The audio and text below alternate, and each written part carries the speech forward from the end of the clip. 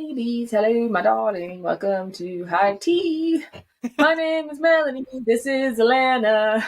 Come along and explore with me. Uh, Welcome to episode 2 of High Tea. My name is Melanie, and I'm sitting here with Alana today. High Tea is the new segment on the Sacred Seed podcast where cannabis is with us. Why did I say that like that? Because it's with us. Where we consume cannabis, drink some tea, and we end up answering your burning, hot, spiritually expansive questions. All of the questions from the internet, from the community, from you guys. And we talk about them. We give you our opinions. And we basically ramble until one of us interrupts the next person with the next question, and we eventually get through 20 of them. Y'all seemed to really enjoy our first episode, so we want to thank you for subscribing, and hello to all of the new people who jumped on this merry bandwagon of chaos. It's fun over here, I promise. Yeah. You're safe, everybody. Just wear your seatbelts. We're starting right off the bat, or else I'm gonna keep talking and I might sing at you. Are you drinking a beverage today? What are you drinking? I'm drinking kombucha. It's an iced tea kind of day. For those who don't know, I'm in Mexico and it's like, I don't know, 30-something degrees here, so I was craving like something cool. It ain't that. I'm happy that we're coming into spring though, because filming all of the Sacred Seed episodes, I look like a vampire, and then you're all sunny and tan because you're in Mexico and I'm in British Columbia, Canada. So hopefully I can catch up because I look like Morticia Adams next to you. I love it. I'm drinking mint tea. I was hoping that mint might come into my energetic space here and give me some mental clarity while cannabis makes me go into La La Land. And I'm going to be honest, I'm more firmly planted in La La Land than in episode 1. So we'll see how my focus goes. Maybe it will be better. Maybe it will be worse. We shall see.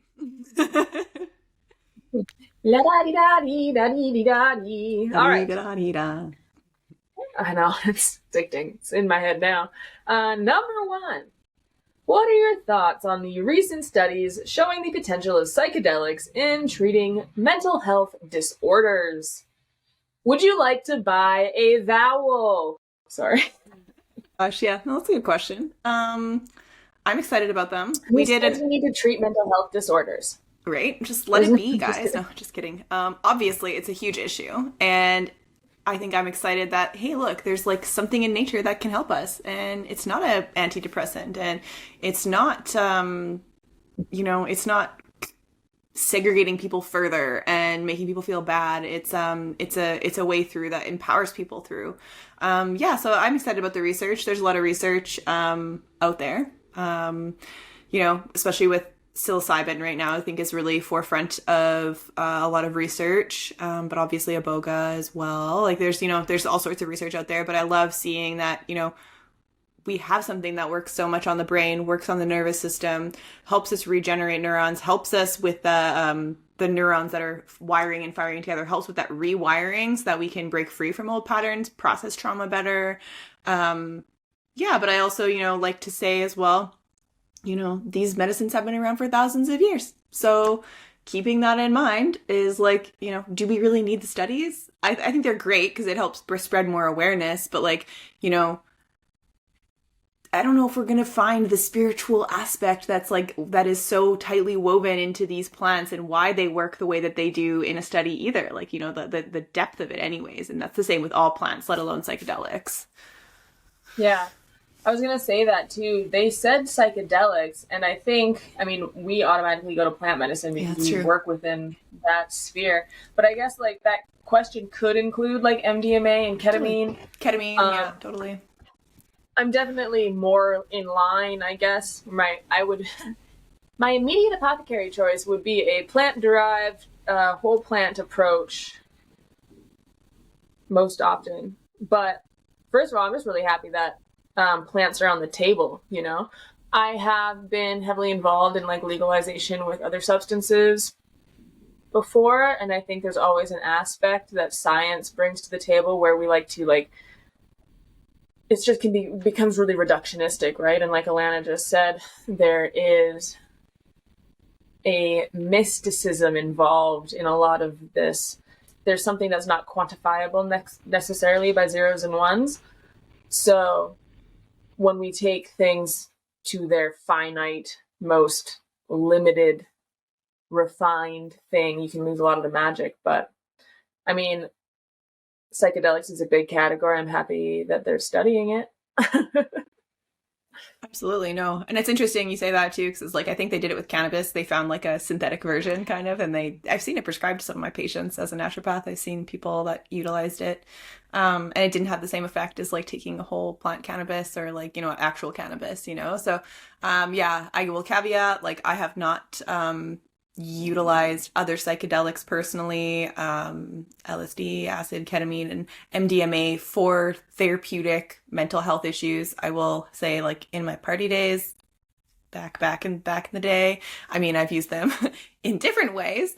But yeah, now at the phase of the life I'm in, I am very connected to plant medicines as a spirit entity, as a spirit that comes in and helps to support in a consciousness even that comes in and helps to support and guide me through my own spiritual process, if that makes sense.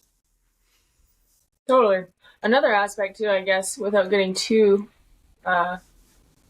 ethereal, I guess, I think a lot of the compounding factors when it comes to a lot of the mental disorders that we are facing right now come from a really deep wound of disconnection and separation, which I think working with plant medicine in particular, especially because you're usually in like community, you're usually supported, there's usually a container.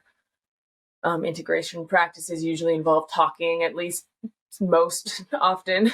I think a lot of it, whether it's necessarily the zero and the ones, I think it also just addresses some of the core wounds that cause some of the mental disorders. Like, of course, there's exceptions to that, right? Of course, some people are born with just chemically imbalanced brain, but a lot of the time, things like depression and anxiety, those come from patterning, experiences, wounds, previous life stuff, as it just keeps coming.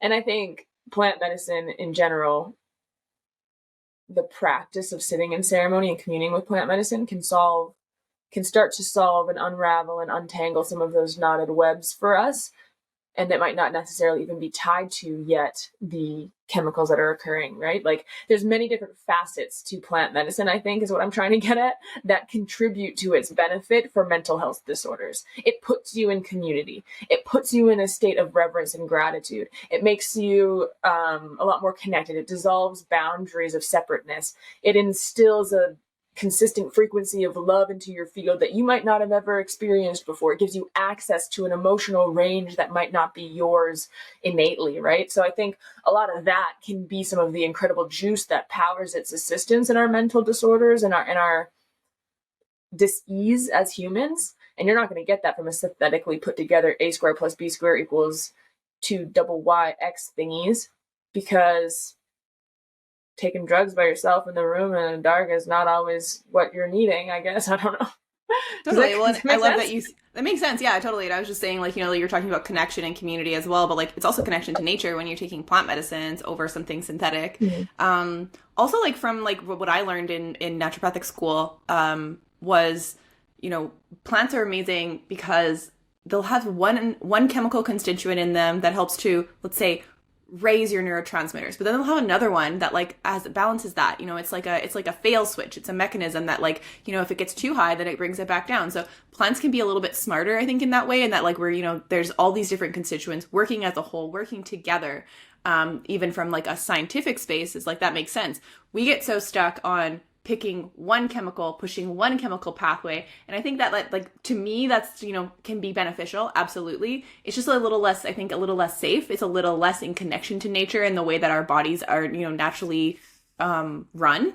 So it's just another kind of like aspect to that. I think well, you're right. And I think science can't account for like the entourage effect, right? Mm-hmm. Whole plant medicine, the fact that we don't understand all of the interactions that occur within a plant, that cause the minute homeostasis of its interaction with your system, right? Like there's a balancing agent a lot of the time and that is not always explainable. We don't understand it. And I think humans' approach, especially within scientific space, often becomes so reductionistic because we're looking for that base understanding and ability to control said outcomes. And when you're working with plant medicine, you don't have that minute control and you don't have that dictate of what the destination is going to be, and you cannot predict the journey. And that is innately some of the magic, some of the powers, and some of the point, you know?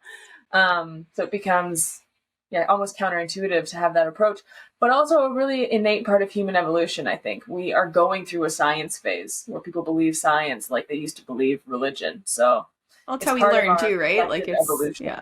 Totally. It's a learning thing, right? And I think we need to go through it. And I'm not saying that like antidepressants are bad or like synthetic psychedelics are bad or anything like that. I think that like there is a space and a place for all of them. It's just like, you know, what aligns with you. Right? We're on board. We love science. I hate that we even have to disclaim that. That bugs me, you know? Yeah. That like you can't sit here and celebrate something because the internet is going to be like, just because we don't use plants doesn't mean we don't like plants. I was like, well, just because I'm talking about plants doesn't mean I don't think that you can take Tylenol, Susie. Like, hey. Like, so true, though. I know, like, caveat, just saying, just before we get in comments about this. There's nuance to my existence. Just saying. Yeah, exactly, right? All right, should we go to the next question? Yeah. Are either of you vegans? What are your thoughts on the consumption of meat in relation to a spiritual path? We do. Neither of us are vegan. In regards to the spiritual path, I think we need to release the idea that there's one more holier than thou or more spiritual way to exist on this planet. And when we do that, we get a lot more hand movements when we speak, and we transcend the polarity and then therefore release the resistance and then actually benefit from that growth dynamic and that ascension frequency instead of trying to find another thing to be at war about. Boom. Mic drop. I love that. Yeah, no, it's so true. Yeah, I mean, from like, for those who don't know, I'm a naturopathic doctor. I practiced for several years in Kelowna. And big part of naturopathic medicine is nutrition. So I've done every diet under the sun. I've been a vegan. I've been a carnivore. I've been keto. I've done like, give me a diet. I've probably done it. I can give you my opinion. And it doesn't matter my opinion, really. That's kind of the point about this is like, it's how it works for you. And the reality is, a lot of different ancestry, a lot of different populations have evolved eating meat. And we can't like physically bypass the fact that my genetics does better on animal protein. We can't skip that step. But maybe there's going to be an evolutionary leap in the future where like all of us are going to transcend the needing animal protein. And I do feel like intuitively that makes sense to me in some way. I don't know, but I could be wrong. But yeah, I mean, I think regardless is like, you need to be here now in this body, listening to this body. That's where the work is. The work isn't in the mind of being moral and judging people for consuming meat or thinking that it's like ruining the world in some way, which I can show you studies. There's studies out there that refute that exact same thing on the other end. The carnivores think it's the best and plant-based think it's the best, and the reality is like there is no best. Listen to your body. I was going to say, at the end of the day, I don't think that the vegan discussion is about veganism whatsoever. It's about getting in tune with your own sense of discernment. No one out there can tell you, it's not about eating meat, man, at all. Most of the time, people are just having issues with other people telling what to do. So now they're like rallying against veganism, or they want to be part of a socially organized group of people who share and believe similar things. So they find veganism as like a social justice movement. Sometimes it's saving the animals. Sometimes it's better for my body, X, Y, and Z. And I don't think it's about meat. I think it's about humans trying to identify, figure out their identity. I think there's a lot of like social guilt that can happen, especially with environmental movements. I think that so often the conversation of veganism has nothing to do with veganism and so much more to do with showboating and egotistical virtue signaling and some perceived sense of identification with a cause, no matter how noble that cause's roots are. If you really want to make a difference, it's not about eating more soybeans. It's about like getting involved in growing your own food. I know that not everybody can do that, but where there is a will, there is a way, darling. And if you're going to get behind a cause, I would really hope that it might have to do with your own personal empowerment. So figuring out how to plant and grow a carrot, maybe eating less meat so that you can afford better meat so that it can be from more locally sourced places, right? Like there's nuance in this conversation. You don't have to be a carnivore or a vegan. Like, think for your damn self, please. Period. Thank you. Next question. I don't know why I just got so mad. Love it. Spicy. Damn, Susie. Yeah, it's a challenging one, especially I think like on social media, we're just bombarded with like influencers on like all sorts of different diets, and it's confusing. I have never been the smoothie bowl hippie influencer. I don't do 2-hour meditations and have a smoothie bowl in the morning after my cold plunge, but before my sauna. It's not me. Sounds like a lovely life. I wonder how they have the time for that. I do love me a good smoothie bowl. I've been craving an acai bowl like no other, like the past few days. I need to go get one. But it's like, again, not all the time. Like I can't handle that cold in my stomach all the time. Like this time of year, maybe more so. Like it's listening to my body. That's kind of really what it comes down to. Discernment. That's what we think about veganism. Yes, exactly. Oh, I can, I guess, add really quick before we switch to the next question. From the plant medicine's perspective, good point. A lot of ceremonies do require you to drop meat, especially red meats, prior to ceremony. Some certain require you to drop like pork indefinitely. I don't know why, but like, and so something that I've been contemplating for a while, having worked with ayahuasca, is that, you know, is there like, is one better than the other? Like, why are we judging these foods? Like, why do we think, why is this like innately in the culture, even in Peru, you know, where ayahuasca in the Shipibo Konibo tradition, why is this there? And the answer that I came up with, or that I found, is that meat is a very dense, like it's a very 3D dense food. So it's very grounding. It grounds you to the earth, which isn't a bad thing. I think most of us need a lot of grounding, and that's a good thing so when we consume that, it is grounding for us. But when you're trying to commune with spirit, it's better, you know, to eat less of it so that we have an easier time connecting to the spiritual realms. And that's kind of like where I kind of came with that. And yeah, like when I was vegan, I did feel lighter, but it also was very depleting for a very long time. You know, like it's like I became very deficient. A lot of my patients were very deficient from being vegan for a long time. A lot of them had to end up having meat again. And yeah, I mean, it's something to play with. Maybe you have times of your life where like a couple weeks, you know, prior to ceremony, you do that, you feel good, but also remembering like you do need to nourish your body and nurture your body. And so nutrient dense foods are important, and meat is nutrient dense. It does give our body the most bioavailable vitamins, especially when it comes from locally raised, grass-fed, pasture-raised meats, really, right? I like that point. We don't eat the way we used to eat. And I'm not one of those people who's like, oh, if we would just all live like cavemen, we'd be healthier. Like they live to 25. I get that. But I think it is important to note that like cyclically, we're not meant to be eating the same things all the time, right? Going through those phases, going through those cycles, eating more meat in the winter when we need that heat driven by protein digestion, you know, or eating an acai bowl when you're in Mexico and it's 32 degrees.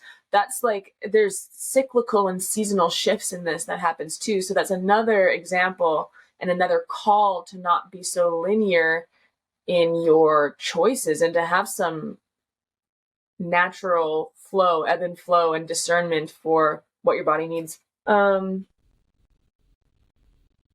before we sat down for this, I like food prepped like 4 different types of meat. I love it. Are you a vegan? Just like made all my proteins for my week. Like, okay. What question are we on? Number 3? God dang, the time flies when you're having fun. Hey guys. Hopefully. How? It is number 3, right? Yeah, I think so. We just did the vegan one, so those 2. Yeah, right. How do you navigate the balance between spirituality and modern day responsibilities? I wanna be forever young. You just Hopefully don't you guys have can hear. I think my husband's making a smoothie, ironically. We're talking about like smoothie bowls and stuff. So I'm sorry. Oh, Okay, how so is balance between spirituality and modern day responsibilities? You get Michael to make your smoothies for you. he just like knows I needed a smoothie bowl because I just said it out loud. I thought of it. Acai, Acai bowl. It'd be so wonderful. He just like walked in here with an acai bowl right now. Oh, I'm mouth watering. Yeah. Okay, balancing spirituality and everyday life. I think like spirituality is everyday life. Ladder for the people in the back. But yeah, I mean, like obviously, like like I think balance is something to strive for in general, and I think the concept of balance is innately spiritual. Like everything is spiritual when you really look at it. Like it's like caring for your body, caring for your work, caring for your relationships, all of it is a spiritual practice. And so my goal in spirituality is to be as present as possible in every single one of them. And that creates the balance in my life that aligns me to my own natural rhythm and my own natural path so that I can move through it. And it doesn't look like anybody else's. It's not like somebody telling you, you can't eat this food and you can't do this and you can't do that. That's what spiritual is. It's like, no, like spiritual is you. You are spiritual naturally, just being you. But who are you really, right? And that's like, I think that's the main question that we're all trying to answer through our spiritual practices or through our spirituality in general. Yeah. Fuck them. I'm just kidding. Went up my nose a little bit. Yeah, no, you're right. I agree. I think awareness is such a goal for so many spiritual practices. So you practice a spiritual practice to get good at awareness so that you can then bring that awareness into your everyday life. And then adding just simple presence of mind, mindfulness, and awareness to your everyday life just unlocks such a layer of magical existence and like fairy dust for everyday life. And I think that that's the goal. Like, why are you, it comes down to whys again. Why, oh, why? Do you guys know Anne Murray? Anybody? That song? Like, why, oh, why, oh, why? Yeah. Anyway, that. Why are you doing spiritual stuff? Because if you're doing, like, I have a hard time. I can get really frustrated sometimes in spiritual communities when people are just doing spiritual things to ascend, to try to avoid the human experience. Yeah. Because it's ironic to me because you signed up to come here to have a human experience, and then you spend your whole life dedicated to a spiritual practice to become untethered and ungrounded to the human experience, i.e. ascension and awakening plots. Totally. And like, I understand that is some people's path. That's fine. And Danny, it's definitely not mine. I eat way too much steak for that nonsense. But the flip side of that is like my spiritual self came here to revel in life's majesty as much as I can in this dang moment. And that does not mean degeneracy, by the way, but it does mean just presence and awareness. That's how I've gotten the most out of life, and that's why I do my spiritual practice. So it's like, why are you practicing breath work? Yeah. If it's not to show up more in your everyday life. So I don't know if I try really hard, like you said, not to view them as separate things. My spiritual practice is in service to my spiritual existence, and my spiritual existence is my entire life. Good way of putting it. I love the way you said that. Yeah. I'm just doing the best I can, and sometimes it's not great. Yeah, totally. And I think like also is like, I don't know, like there's some spiritual teachings that say like, oh, you can't have sex. And it's like, I don't know, sex can be one of the most spiritual experiences ever. And then there's some spiritual teachings that can say like, you shouldn't eat sugar. I'm sorry, fucking eating sugar is delicious and enriches my life sometimes. Yeah, it's not good for me all the time. That's where the balance comes in. But like, it's I think like when we get stuck in that like denying one thing or another, that we know we're in the mind and we're not in the heart, and the spiritual journey, in my opinion, like the center of your universe is your heart. You have to be in the heart. You need to be connected to that space in order to navigate your life spiritually.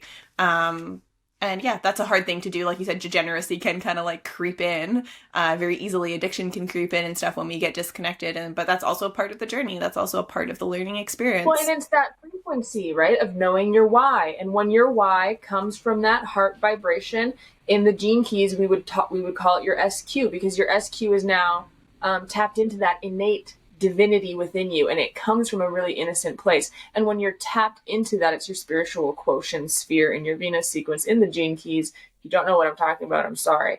It's like a sub niche thing. Look up Richard Rudd. It's great. Side note over. But this is the frequency that these things come from. And when they come from that frequency, they are a lot harder to taint with those lower energetics of debauchery, because it is truly and just very innocently this enjoyment of beauty, this communion with God, seeing God. If you have a really good acai bowl, we're like, giving a kid a cupcake. Like, I'm sorry, that's sugar, but like, kids need to have a fucking cupcake sometimes, you know, like ice cream or whatever. Who invented bananas? Like, that thing's magic. Totally. Eating a banana under a tree, looking at an ocean, or, you know, lollipops, steaks. Have I mentioned those? Those steaks things are beautiful. I'm just imagining the scene from The Matrix where he's like talking about his steak. He's like, it's a good steak. I miss believing that this was real. I'm like, there are days I choose the steak. 100%.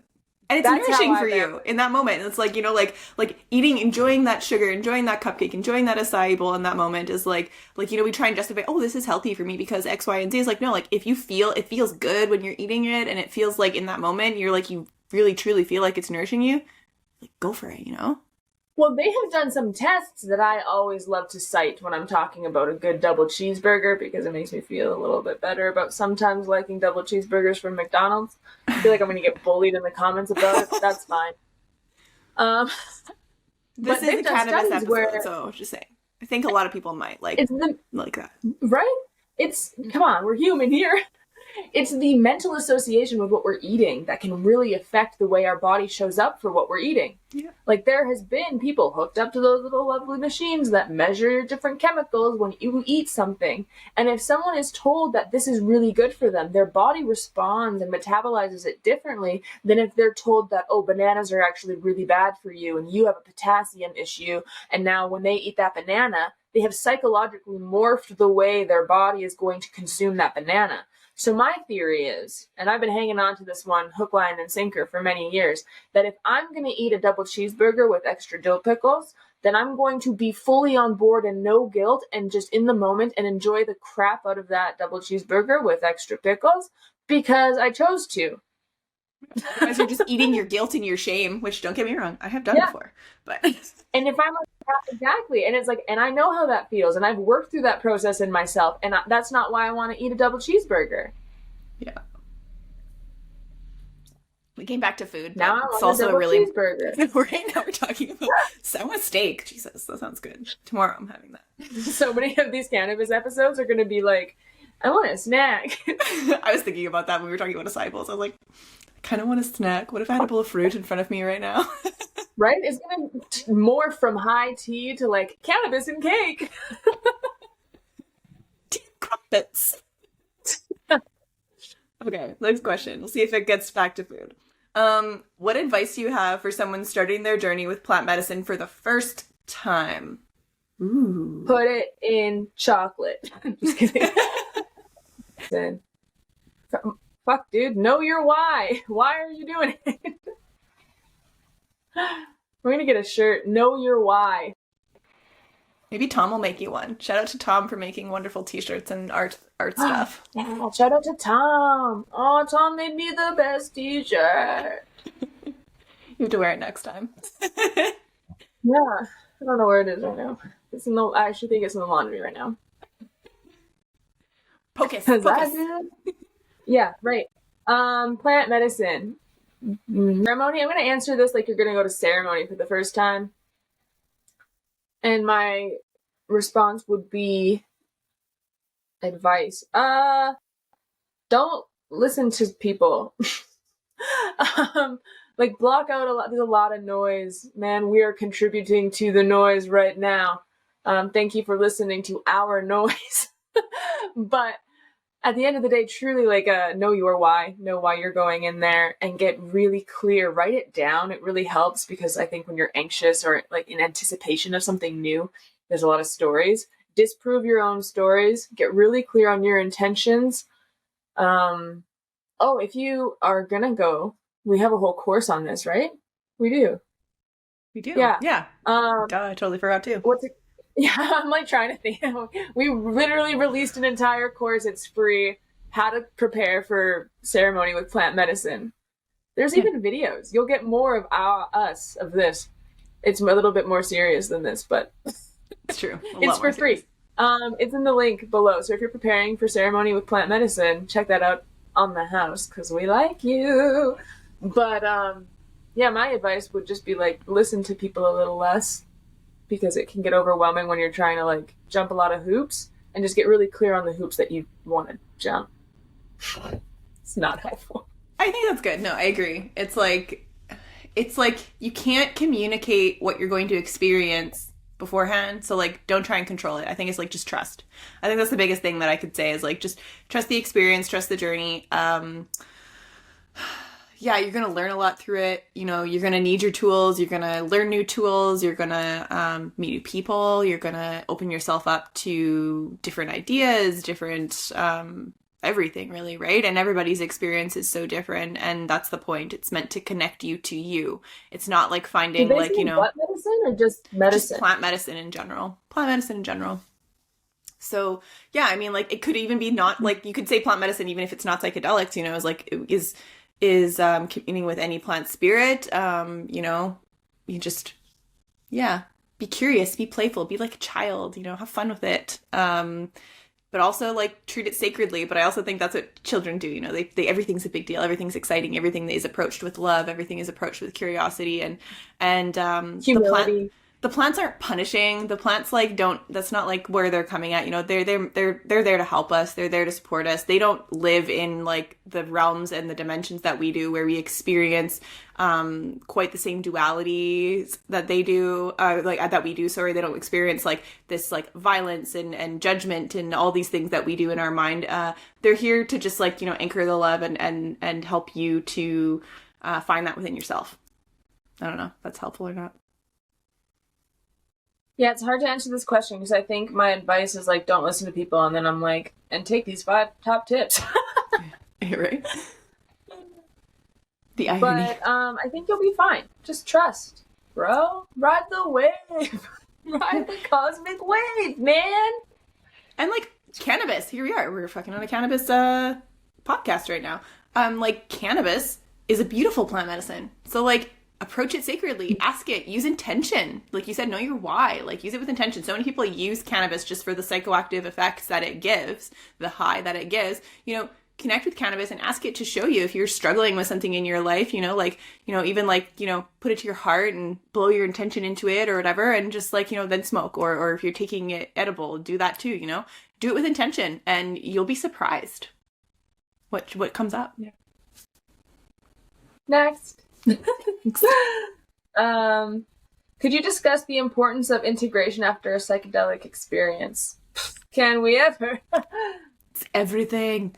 I don't know, like it's hard to go to ceremony. It's hard to have a psychedelic experience because there's like a lot of buildup and a lot that you have to face to get to it. But the hardest part is definitely the integration, because we have so much gravity to our lives that like pulls us back into our old patterns, you know, like it's again, your brain, these neural pathways, they fire like just with like just automatically, right? Like it's a well-trodden path in your brain. And so like if you make all these beautiful changes in ceremony, then just go right back to your life, you know, you're just gonna like, you know, your brain's gonna get triggered into the gravity of all those old things, and you're gonna start doing things the same way.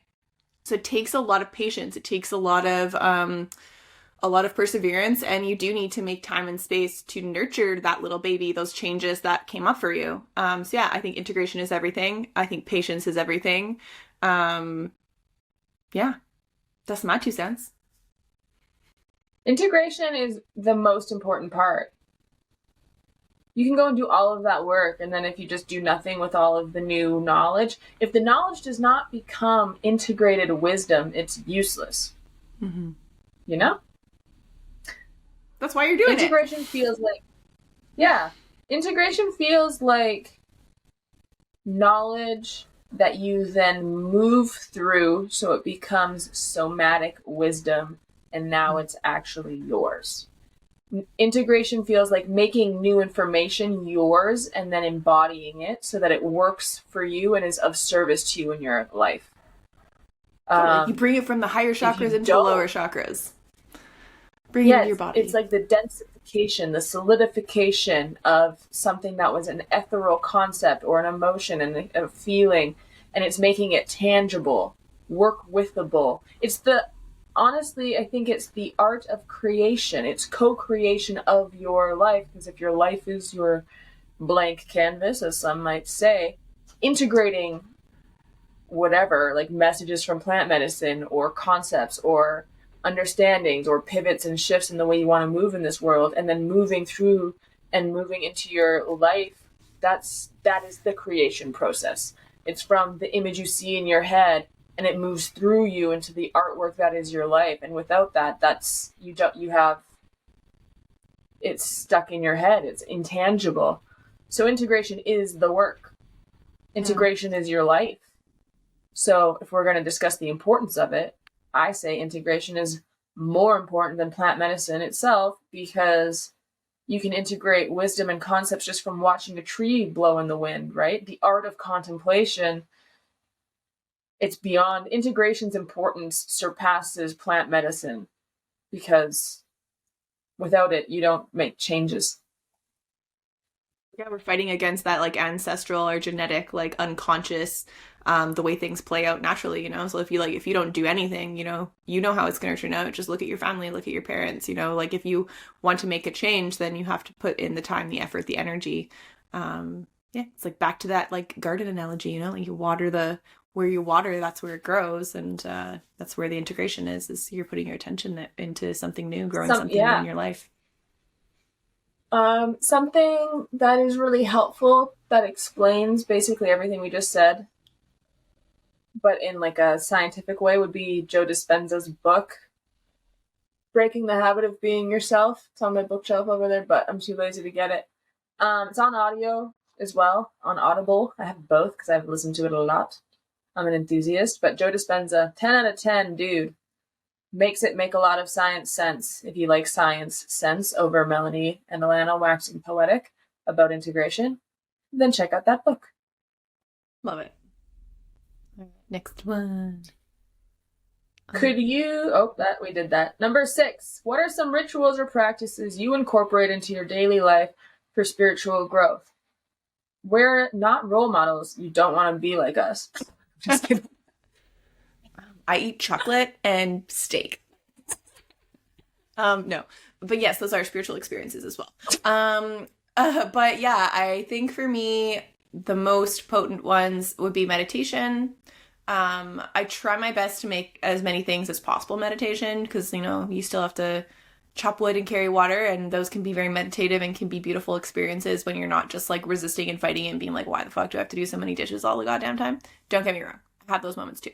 So yeah, meditation's a big one. Contemplation is a big one for me, which is kind of that space between meditation where I get to have the mind come in and play and question and play with and roll around and be curious and what if this and what if that, is that true, is that not true for me? Richard Rudd again talks about the art of contemplation really eloquently, so if that's something that's new to you, I'd look into that. What else? I'm a pacho, so that's like something that we learn in plant spirit medicine with ayahuasca. Most ayahuasca ceremonies won't not use mapacho, which is basically a ceremonial tobacco. You don't inhale it; you just smoke it, like puff on it like a cigar. And I have a pipe, so I clear with that. So I do a lot of clearing practices, and that also helps me to. I can use it with all sorts of intentions. So like I talked about when you're working with plant medicines, infusing your intention into what even your cannabis, you can do that with this as well. And it helps me to connect to spirit and shift things and enter into that realm of trust. Yeah, body movement, stretching, yoga, plant medicine, cannabis, obviously. There's lots. I never think to even mention plant medicine, but yeah. Obviously. Right? Like, I don't even. Oh my gosh. I think I have a lot of. I would fall into probably a pretty clean cut witch category for people. So I do a lot of like personified energetic work, as in like I'll light candles or incense to personify an energetic thing, dynamic motion. I don't want to put it in any more of a box than that, because even that is selling some things short or cutting things off. So, but I use a lot of stuff. Like I like a lot of trinkets. I like making things tangibly real with my hands. So like art, painting, whatever, cutting stuff, doing like, even things like cutting my hair. Cutting my hair is part of a spiritual practice for me. Depending on the day, the way I fold my clothes, I often talk about the mundane, the magic in the mundane moments. Recently, so some things that have been really alive for me recently would be like a really slow surrendering yin yoga practice. That's so magic in my mind, because I've been working a lot on just like being instead of doing. And I have a really strong mental dynamic sometimes, so I have to really like wrestle through that concept and get to a impasse with myself eventually.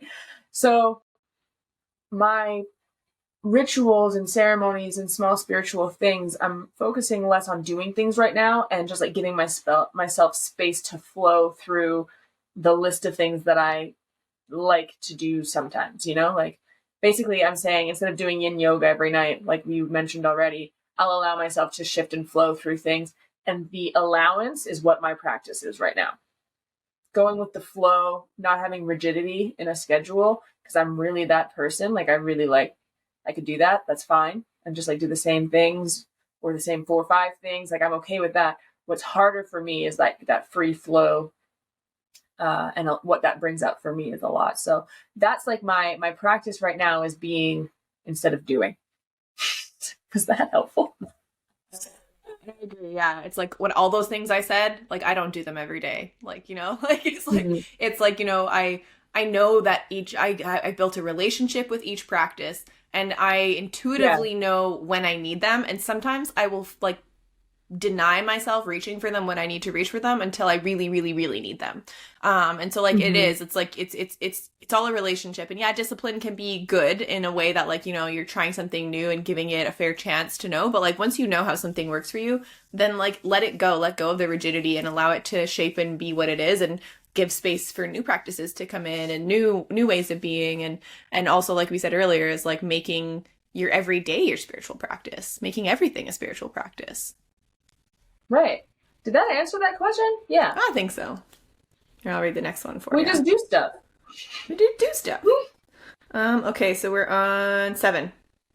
How has meditation influenced your understanding of self and connection to the universe? That's a big question. You're more of a traditional meditator than me. Yeah, and even then, I feel like I'm not compared to some people. I do like to meditate more. For me, meditation is like, I think we think of meditation, it's like, oh, like clear the mind, all these things. And yes, that ends up being a part of the practice. But like really what you're doing, what I'm doing when I meditate, I should say, is I am allowing whatever is there to just be there. I'm accepting everything in the moment. And that's hard sometimes. You know, you have all these feelings bubbling up inside you. And so like, especially if I'm having like a day where I'm like just like on edge, or my nervous system's really overwhelmed and I need to come back to my body. And if maybe it's even physical pains, I just need to come back and just feel it and be there. And sometimes those take up all of my attention. And sometimes I could do dishes while I'm feeling things and doing that. So that's where meditation can be a part of other experiences that you're doing that can become meditative, or walking or being in nature. Then other times it's like, no, like I literally can't do anything else other than focus on that one thing and slowly allow it to soften and move and, you know, let it go, really, right? And so once I get past that point, is like I start to get into flow with things. It's like things just start to flow instead of all this resistance of holding. And so for me, it's like it's getting back to that flow. It's feeling my feelings is really what it is. Feeling what's there. I would say I'm like a sexual trauma empathic, like one of those people that like just kind of goes down, like that's how I'm built. And so I do pick up a lot of emotions, feelings, some that's not mine, some that is mine. But I feel safer, like it's taken me a long time to feel safe to feel things in the moment. So if meditation is a way for me to be like, okay, to come back to the moment, that's how I use it. And so it's made me realize, I guess, the importance of being in the moment. That's all there is. That's all there is. And then plant medicine as well is a form of deep meditation, really. It's forcing you to be in the moment through a journey. And sometimes I meditate and without plant medicine, and then like, look, I go on a little journey and I have realizations and connect to energies and frequencies. But most of the time it's through my body. I'm very like big on embodiment, on somatic work. That's been my journey more. I know that there are people out there that do plant medicine and do spiritual work to go to other realms, to go out here and go out there. And I think that there's a need for that. Absolutely. I think that those people are meant to bring something maybe new to the world in some way. And that's part of their journey, is to go out there to find it. But for me, it's, even when I work with plant medicine, it's always like seems to be a very like coming back into the body, back into the physical form, and that like everything lives within that universe of my body itself. I don't know if that answers it. Yeah, I think so. Boom. I would, yeah, right. I would agree though. The category of meditation can be really broad. Yeah. I will say that I've only recently started having like a more strict traditional relationship with meditation, of like the traditional type of meditation where I sit cross-legged and do a thing. They're usually guided when I'm doing that, because I'm doing it with some sort of purpose. And only recently have I started to have like a developing intentional guided practice with meditation in that regard, like the traditional understanding of meditation with my legs crossed and my eyes closed. And it's been interesting. I think with that, it's only been the last month and a bit, but it's felt a lot like work. And I've been really clear and focused on like an outcome or a dynamic or something specific that I'm shifting and working with. And it's been fun and different for me to observe clear relationships in areas of my life that are what those meditations are about. Does that make sense? Like I see progress, I see shifts with one meditation that's dedicated to something specific per week, which is new to me. I've not like dedicated meditations that way before. So in that regard, it's been an interesting development and something I'm playing around with right now. Yeah, and I think like guided meditations are so great. We like in the West here, we like live, and I think the whole world now with social media and everyone's so connected to their phones, we just live in a very mentally focused world. Like it's addictive to be in the mind. And so like to have a guided meditation where you're like, hey, mind, do this, like pay attention to this. This is the journey we're going on right now. Like you're on for the ride, get it on board. I think they can be really beneficial. I reach for guided meditations very frequently. And if you're new to meditation, I would say that's a really great place to start. And we actually have a lot on our YouTube channel as well that are free that you can listen Word. to. Mm-hmm. Yes, that's a good point. Sometimes, see, this is what I mean. We got to start doing intros and stuff on these podcasts so that people know that we do things. I would forget to tell.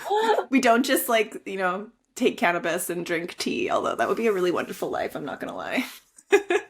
Yeah. It makes me think of that caterpillar off of Alice in Wonderland. Oh, yeah. With the opium. What's its name? In your opinion, what role does cannabis play in spiritual exploration and healing? Well, in regards to that question, I think cannabis is a gateway drug. It is. It's a gateway to other psychedelics.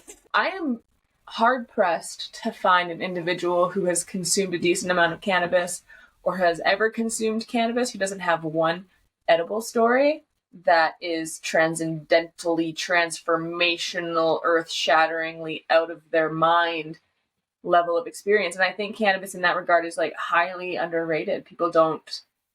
I don't think people give cannabis as a plant medicine the respect that it deserves, just because it's something that we've been acquainted with for a long time. Yeah. Yeah. No, I love cannabis. I do feel like she's very misunderstood, and she's just like, she just loves so much. She loves everybody. She's so available. She wants to be a part of everybody. She wants to give people what they want. And yeah, I think that comes back to what we said earlier is like, like use her with intention. She wants to be used with intention. She wants to be used to support you in your spiritual evolution. But if you just use her to numb out and numb out and numb out, you know, like she's going to do that. And yeah, that's going to catch up with you. And, you know, like it can be addictive and it can be, wreak havoc in people's lives because it does kind of grab onto you and it does become like a crutch or like a coping mechanism to not have to feel uncomfortable anxiety or feelings. So yeah, being mindful of how you're using her. And she's so much more accessible. Like, you know, she's legal everywhere. A lot of not everywhere. Lots of places. Lots more places than every other plant medicine, we'll say. I hope one day she'll be legal. Don't come everywhere. To us for legal advice, by the way. She's legal everywhere. Yeah, we are not the ones to ask about no. Yeah, so I mean, I think that cannabis is beautiful. I find, personally, I find her very loving, very connects me to my body, teaches me, and it also like connects me to others. I find it as a very connecting kind of medicine too, most of the time, not every time.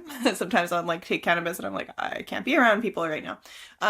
But yeah, like I think that, yeah, she kind of brings people together. She relaxes people. She kind of gets you out of the mind, you know, gets you out of the mind and gets you connected to other parts of your body, your heart, hopefully. Mm-hmm. I have worked with cannabis so much in so many different roles that sometimes it takes me a while to shift through all of the hats that I've seen cannabis embody to like distill my relationship out of all of the dynamics I've had with cannabis, I guess. Yeah.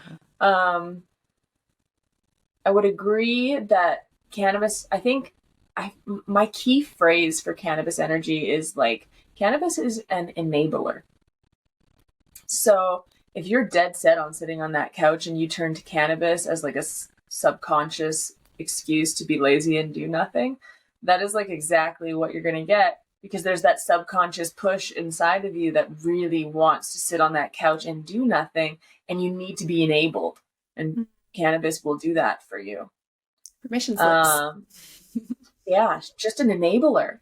Like, if you view and walk into your relationship with cannabis and you have an unconscious intention of cannabis always making you creative and always wanting to do art when you work with cannabis, then likely she's going to support your artistic endeavors when you work with cannabis.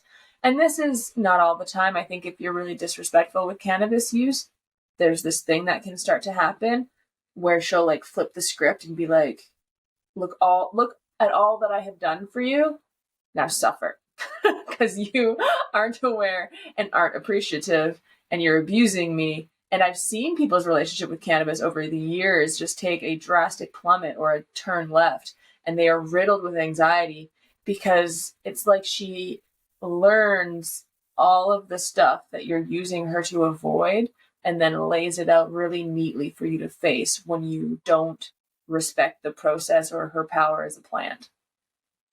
I think all plants can do that. It's like, hey, you've been avoiding this. This is a teaching moment now. You can't avoid it anymore. Now's the time. Well, and I think because cannabis is not introduced as sacred medicine, right? Cannabis was introduced to us as a drug. There's a lot of programming, a lot of propaganda, a lot of history that people have with cannabis. And I think it's one of the incredible things about her.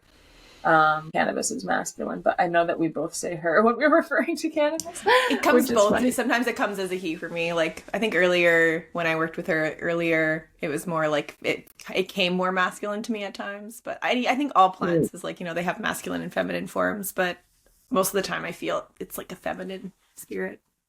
Marijuana, you know, Mary Jane, Santa Maria medicine. Yes, I think so the question was, what is cannabis's role in spiritual expansion? And if I'm going to look at like all of the plant medicines having specific roles or maybe filling a particular niche, cannabis's evolution, like biologically and its transportation around this planet, is so closely tied with humans, right? Mm-hmm. So there's this co-evolution that occurs. For those people who don't know, there's an entire system in your body that can absorb and work with the chemical compounds found within cannabis and function off of those chemical interactions like they're not foreign bodies. So this endocannabinoid system is what's in your body, and these receptors interact with it like they're endogenous to our body's system, and they're not. because of that, there's a really increased relationship when it comes to things like pain, like the health benefits, the connection and the integration between cannabis and humans is really, really deep. And I think that comes from her journey with humans on her biological evolution and therefore spiritual evolution as well. Collecting information, building rapport with humans, changing how that interaction fosters and grows. And she's given us a lot of support over the years in many different ways, and a lot of the time very subconsciously.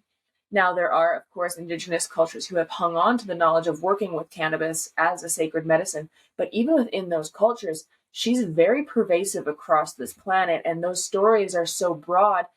She fills so many niches that I think she is, in the best way possible, a gateway, like a gentle opener.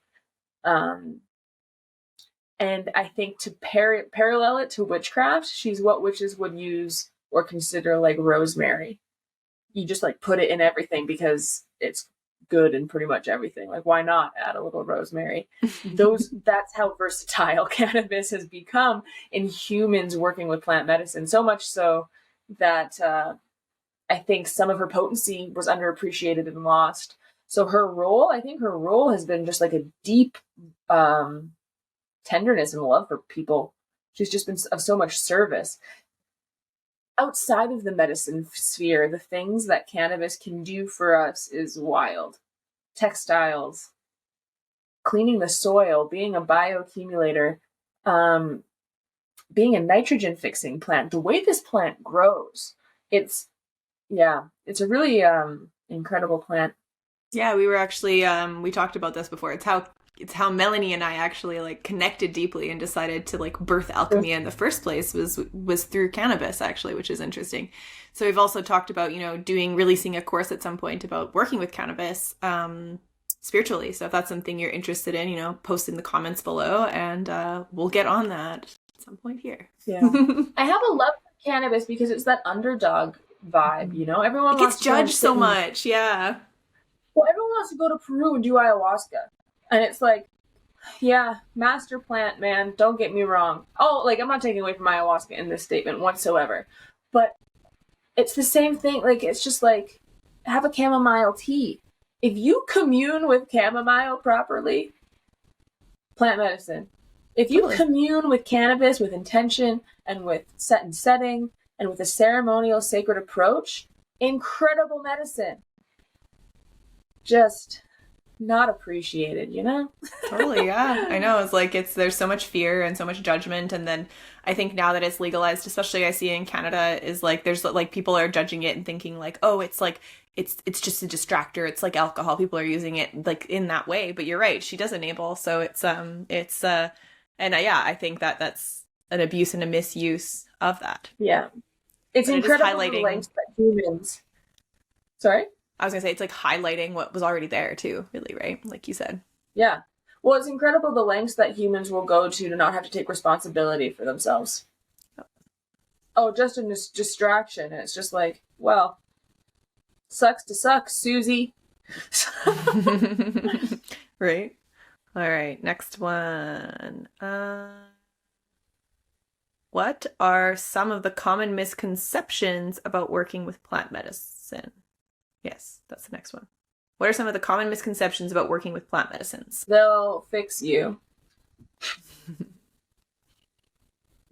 Yeah. It's probably the biggest one. What's another common one? I think that they are drugs. I know we were just jokingly referring to cannabis as a drug, but that was a cute way of saying it's a gateway drug, because a lot of people say that. Obviously, it's a joke.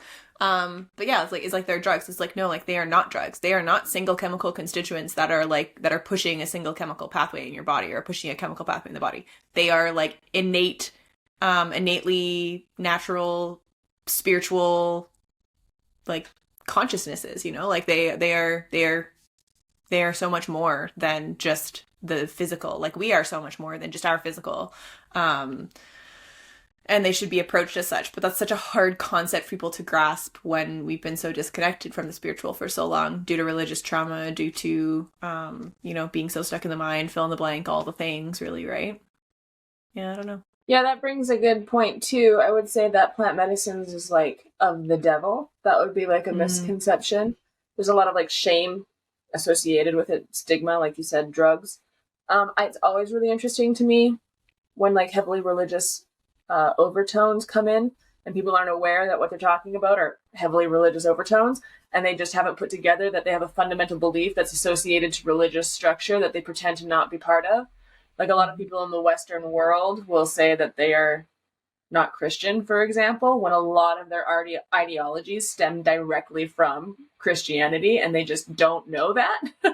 And they just haven't put together that being raised and brought up and communing with and being part of a society that is grounded in some of these fundamentally Christian structures influence the way you believe things, and they are foundationally religious or dogmatic.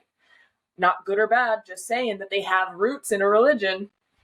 And I think that can trickle into a lot of that stigma, the attacking of potential, and same with the warping of like shadows into demons and negative energies, and like there's this like gnarly evil that you're having to navigate, and like, oh, the shaman and the witch are going to hex you and do whatever. It's like, yeah, okay, dude, sure. So that's a big topic. That's a whole podcast. I know. Like, I'm like, should we debunk them? I'm like, that would take a long time though. But yeah, I mean, like, it's plant medicines And operate from love. can debunk them, really. It's just You have to it's an experience it, yeah. invitation.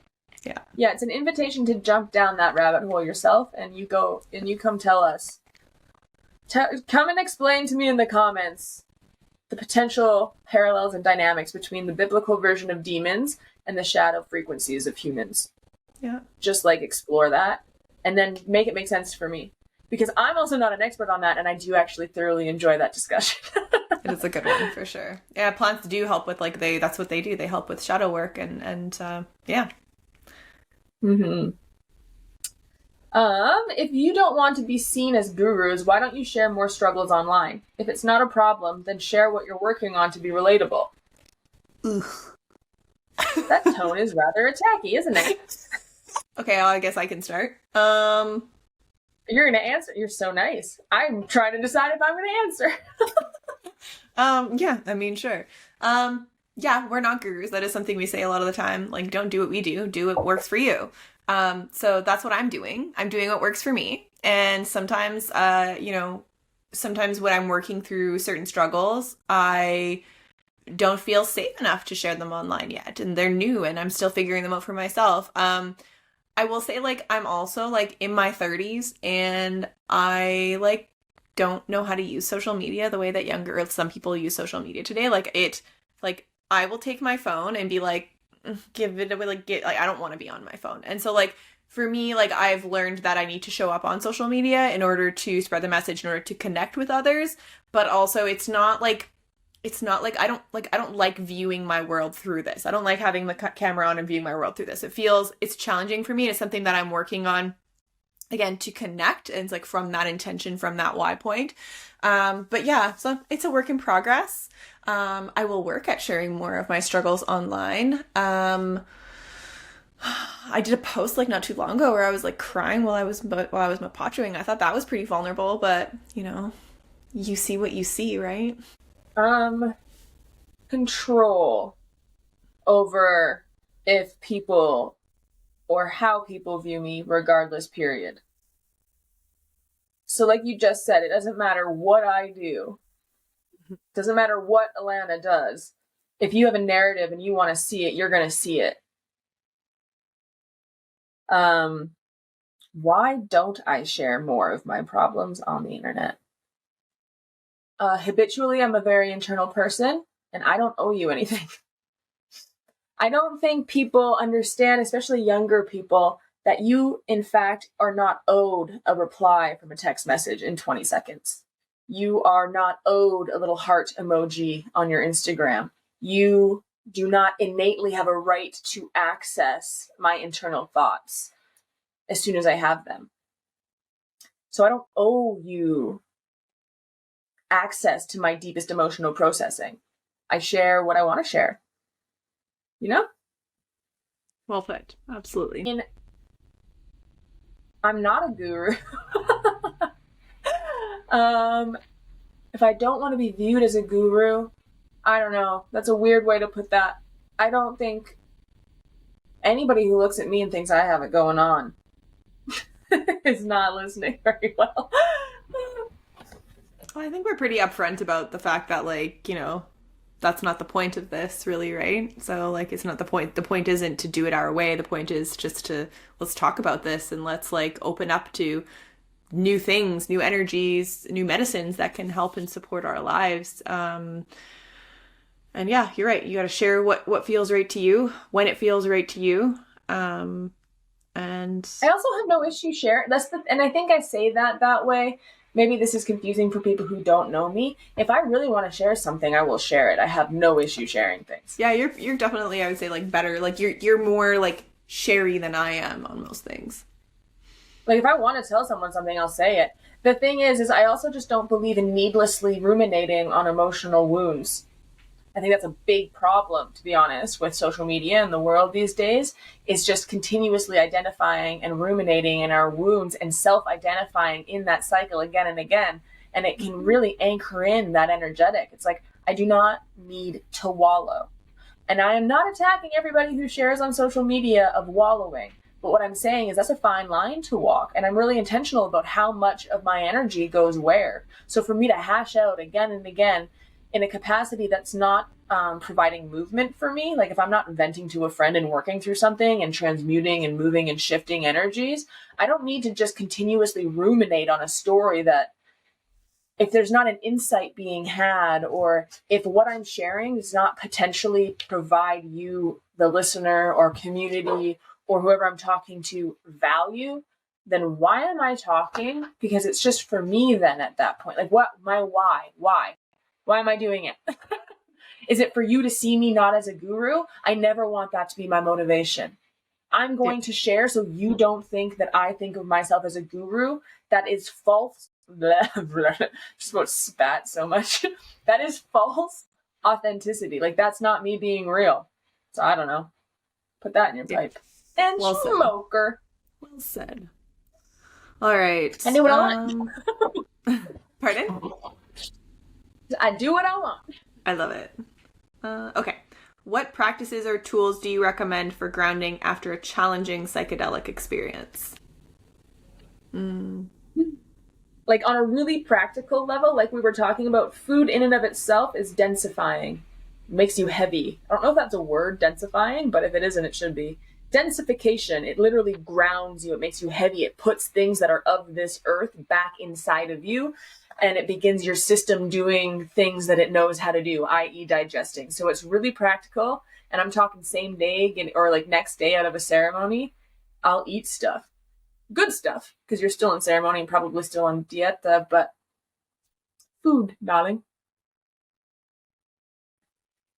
Yes. I think just like give yourself time and space and grace.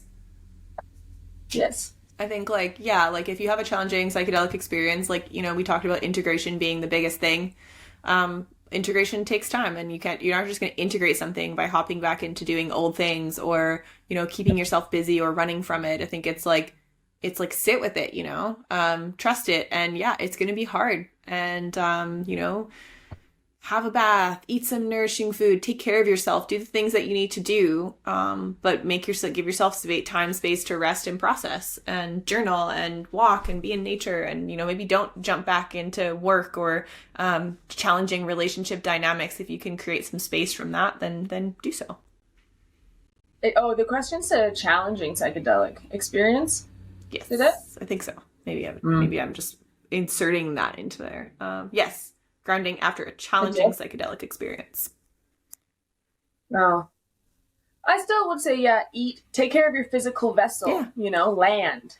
Like you said, like have a nap, take a bath, land in your body, connect to your body, lay in your body, do whatever you got to do to feel safe in your body. This is your home, right? This is your anchor to this literal dimension, right? Get back in your body is like, I also think that's like this recommendation when you're having a panic attack or you're anxious or, like anchoring and grounding and connection to your body. Really just honor and tap into that vessel, depending on Well, I think that's a practical and helpful tool no matter where you're at, but that's like same day integration. Are we talking 2 weeks down the road? I might have slightly varying advice if I knew how long ago the psychedelic experience was. But if you're in kind of like a crisis or like I often say like a vulnerability hangover, like you just had the band-aid ripped off and like there was a lot under that band-aid and you're a little raw. Um, yeah, take care of your physical body, whatever that looks like for you. Care, space, time, tenderness.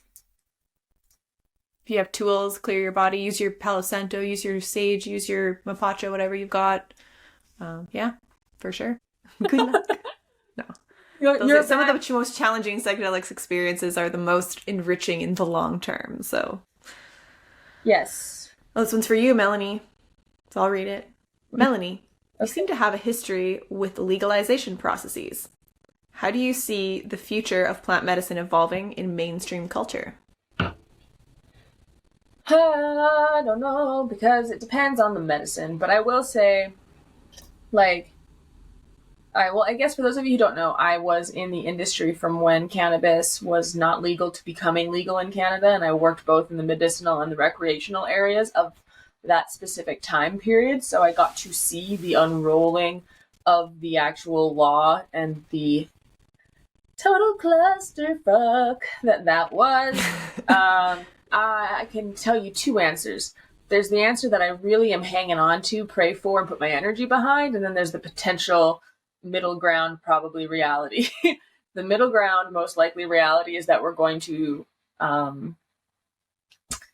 work with psychedelics that are divisible into the smallest compounds, i.e. ketamine and MDMA, because they're more predictable. They're able to be synthesized in a lab. They can be better tracked, better produced, better replicated, and better controlled. So I'm assuming those things are going to go through first. And I think, as you can see right now, that is occurring. MDMA has been on the table for clinical trials and testing for a long time now. That's not new news. Ketamine is something that is worked with a lot more and is kind of being fast-tracked, I would say, on a similar path as MDMA. I think there will be longer time periods required for psychedelic plant medicine. In the roster there, obviously cannabis is legal in Canada and many states and different places around the world. Mushrooms, I think, might be similarly fast-tracked in some regard because I think some of the structures will be similar to cannabis.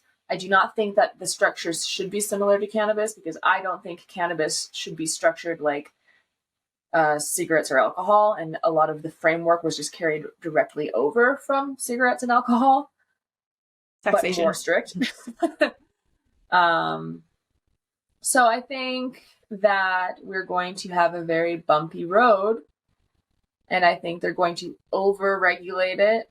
They're going to probably destroy the sacredness and the whole plant approach for the name of science and for predictability and for measurability.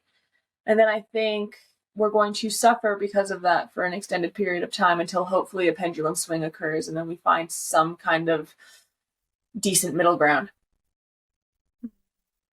That's not my ideal. I would really love to not have to go through the legalization process that's been similar to cannabis and to watch the rise and fall of mom and pop shops and dreams and all of those, what are those, stock boys? Wolf of Wall Street dudes. Those ones. Yeah, I think they ruined the legalization of cannabis. And then we can get into the conversation of decriminalization and the differences between legalization and decriminalization. So again, these things always get so political. Why does everyone want my hot takes on things, Alana?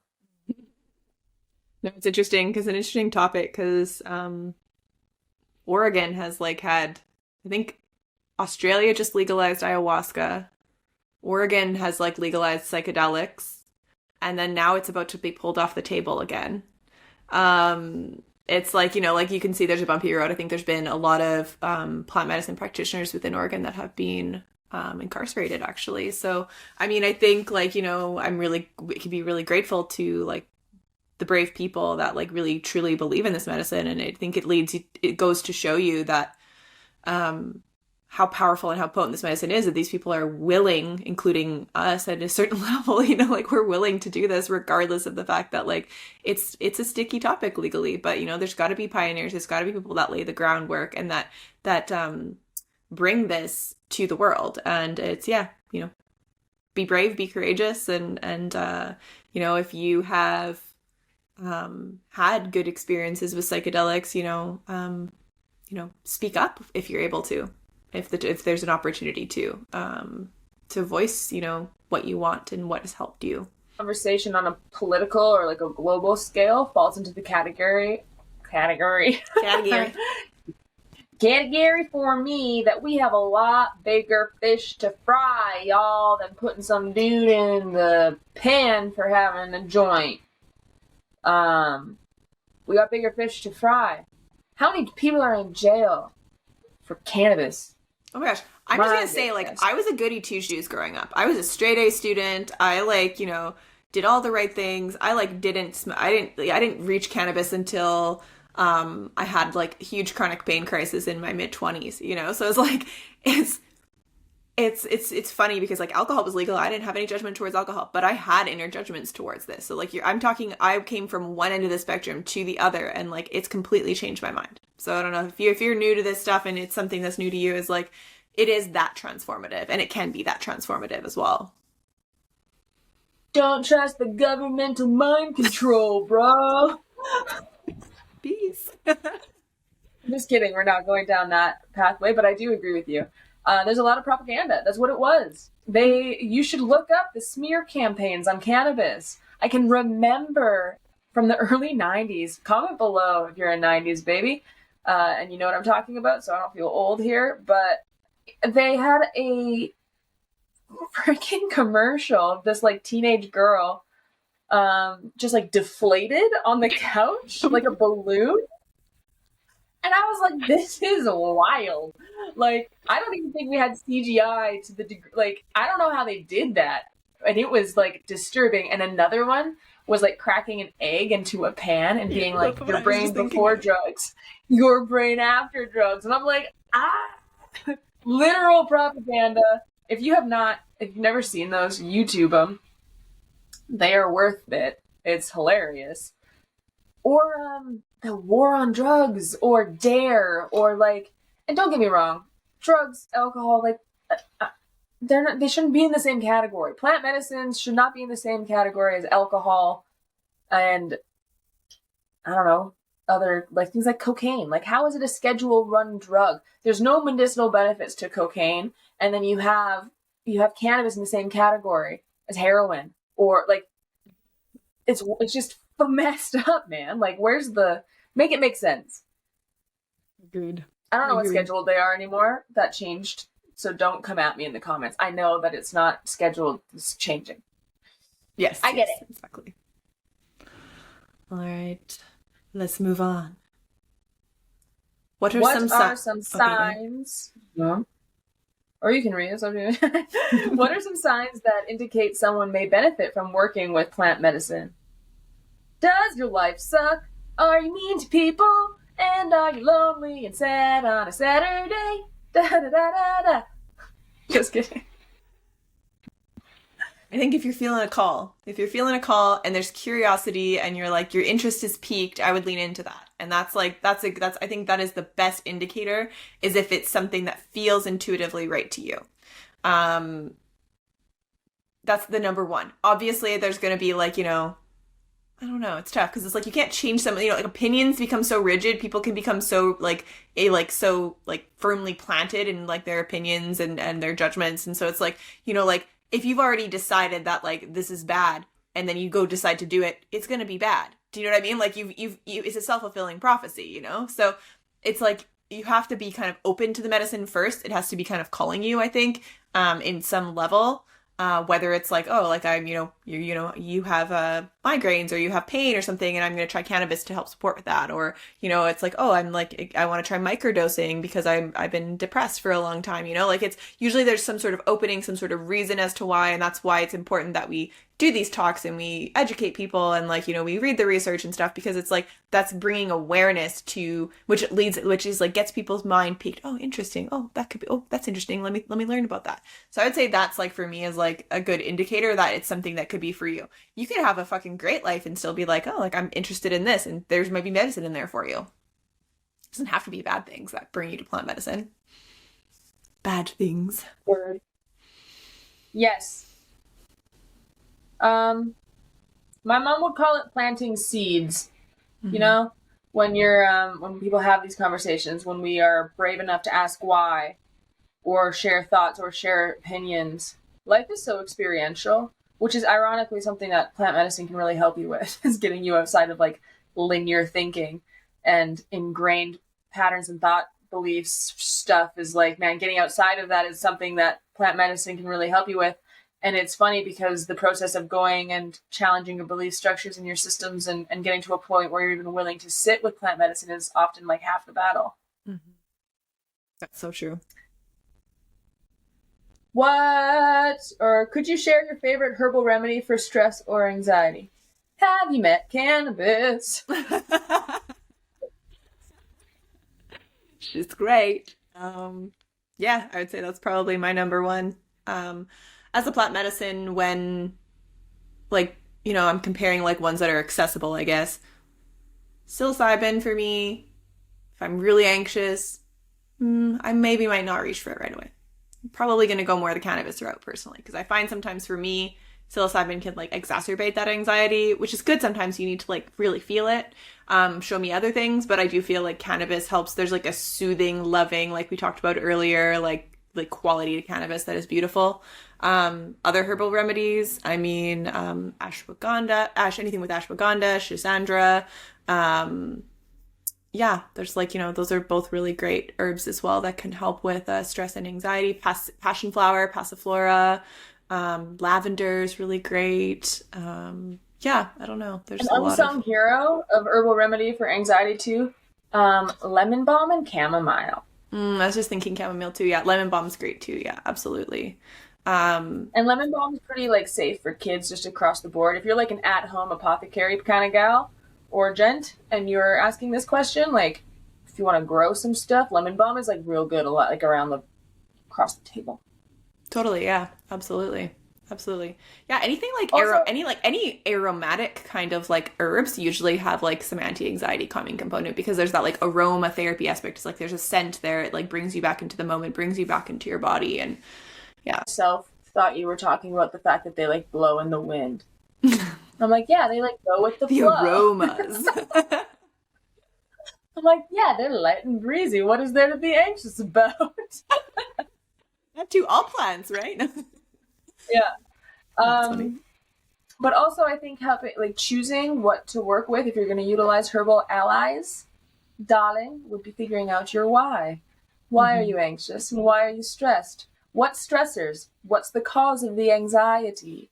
Treating anxiety only works for so long if you aren't aware of what is causing you anxiety. These feelings, these charged emotions, these sensations in our bodies are communication and signs and signals and prompts for us to listen and change behavior and move in different directions. So listen to your systems, to your body, to your stress response when it's telling you something. It's your body's way of communicating with you. So listen to those whys, find those whys, get really good at asking yourself some questions, and incorporate herbal allies. But again, we're not turning to plant medicines to fix us.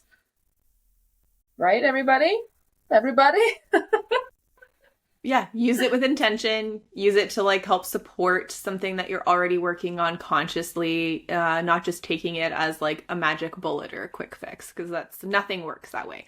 And don't get me wrong, I understand the shiny urge of like a magic pill, a magic bullet. I'm going to do this one thing and my world is going to just magically change and everything will be great. Like, you know, it's a marketing ploy. That's what it is. Let's be honest. But like, I would, yeah, fucking great if that's how life worked. Oh shit, nope, just kidding.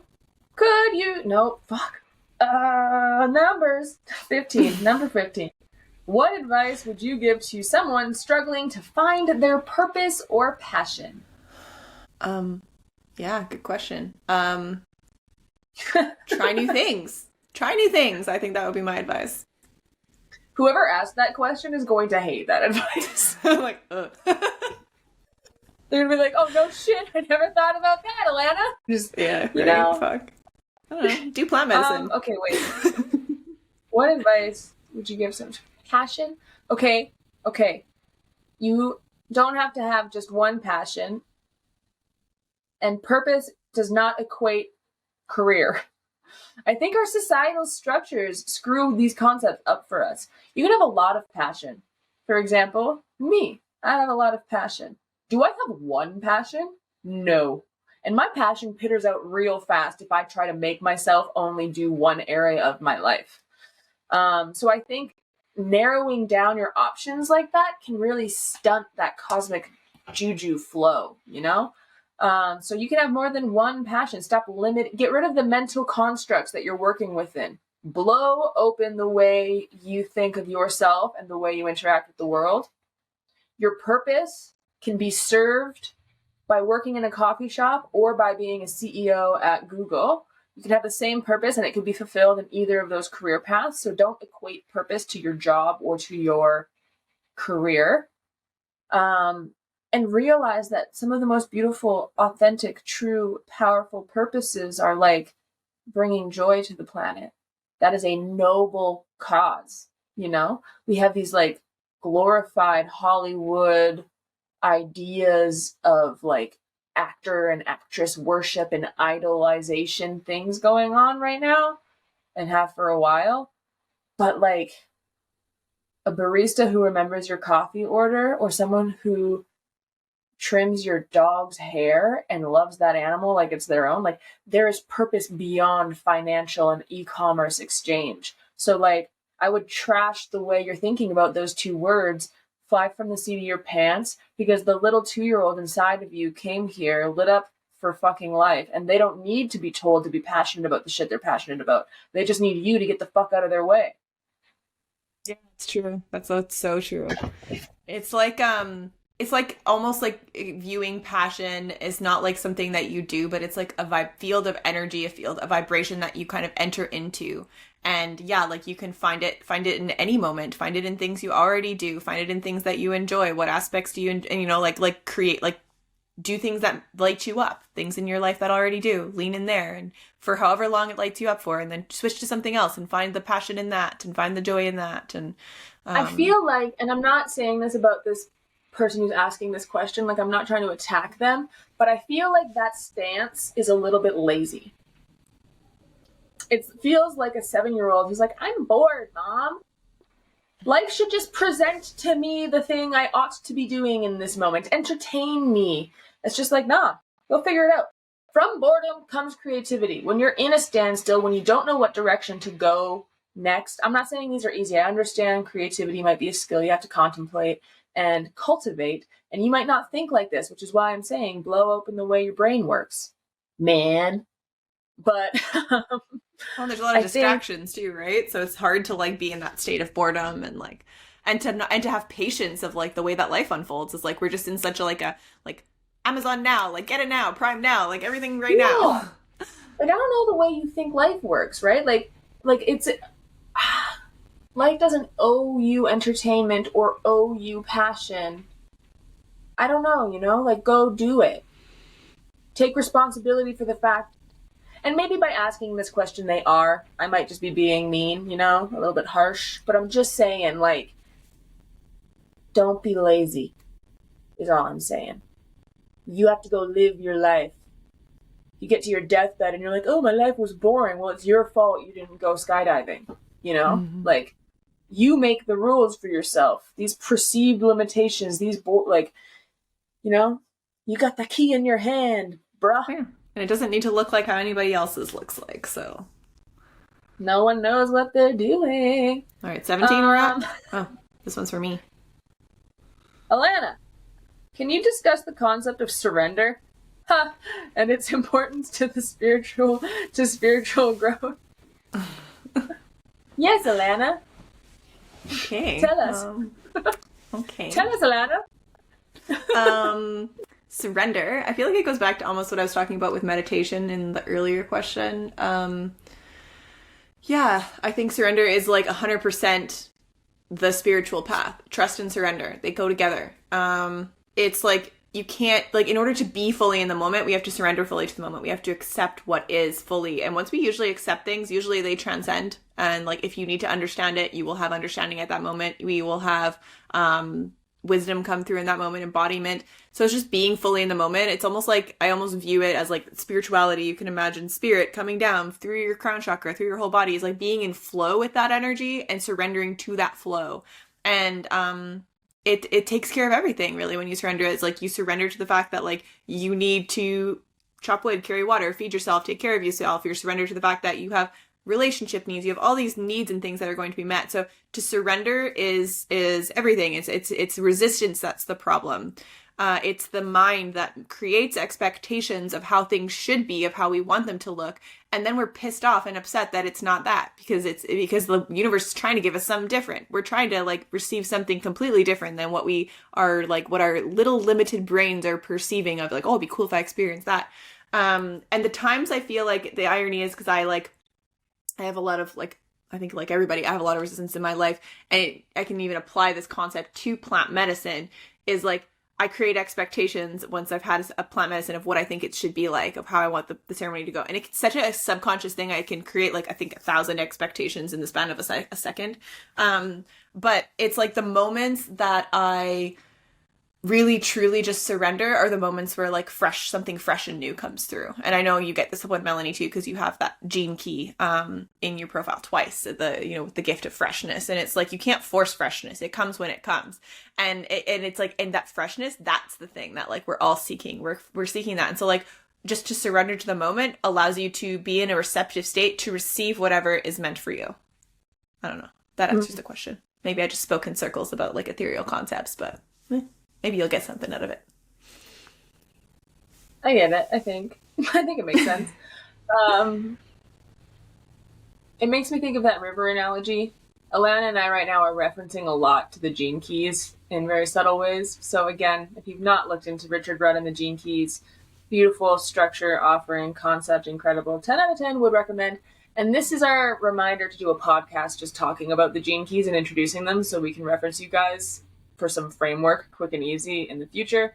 Add it to the list. Someone remind us. But he talks in the Venus sequence about that river of Dharma and undercurrents and little rocks that pop up as your karmic corrections and things like that. And I think surrender, like the reality of it is you don't have to surrender, right? You can resist and you can struggle all day long, every day. You have that option. And like myself, I have fought that thought. I have chosen hills to die on, mentally or spiritually or energetically, and I've died on those hills. I have been in an ayahuasca ceremony, literally repetitively dying on one hill until I navigated that situation differently for what felt like hundreds of years. Literally hundreds of years.